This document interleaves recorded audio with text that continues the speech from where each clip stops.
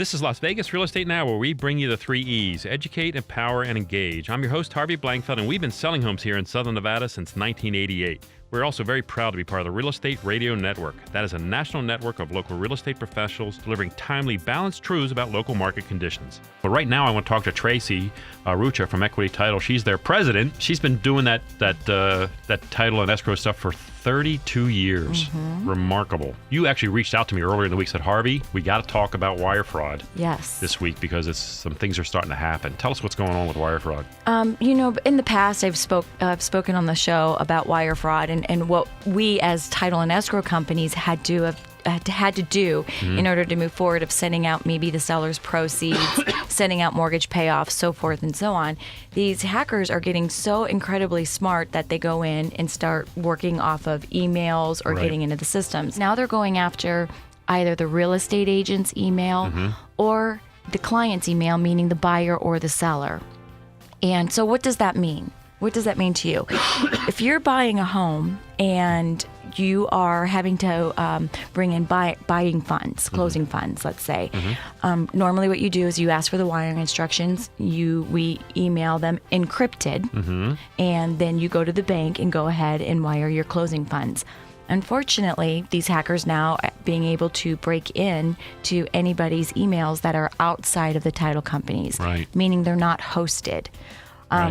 And they're breaking into the weakest link in the chain. Absolutely. Is what's happening. One of the things I've heard before is that whenever you get like instructions for a wire, is you should call the person that you know, not the number on the instructions. Not the number on the instructions. Call the number you know to the person who you've been dealing with and say, hey, I just got these wiring instructions. Can I confirm this with you? Right. And if you review it and then they're, well, wait a minute, that's not us.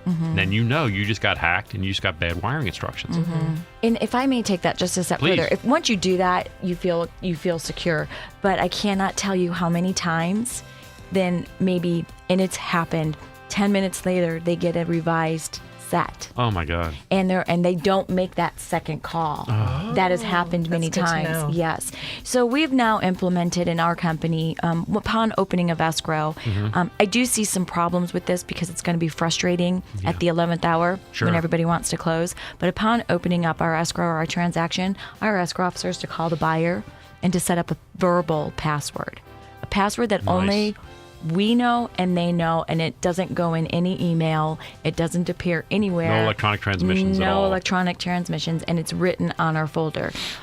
We do now have certain verbiage that when we will no longer send wiring instructions to any agents. I know you guys we never wanted them, don't want them, but I can tell you that so many agents do. A lot of these buyers now are under the assumption that their bank protects them. Once this happens. And I'm telling you right now, they don't.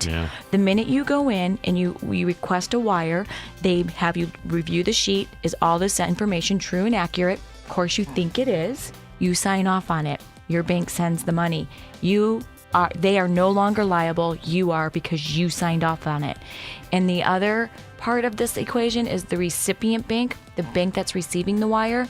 By law, all they have to do is compare the account number, not the account name. So the banks are off the hooks on this, and that's what I think I'm so passionate about. It's so frustrating to me, and I just feel like we've got to do something.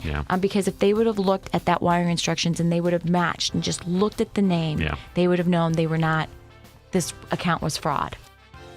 You've been listening to Las Vegas Real Estate Now with host Harvey Blankfeld. Please tune in every Saturday at 11 a.m. right here on News Talk 720 KDWN.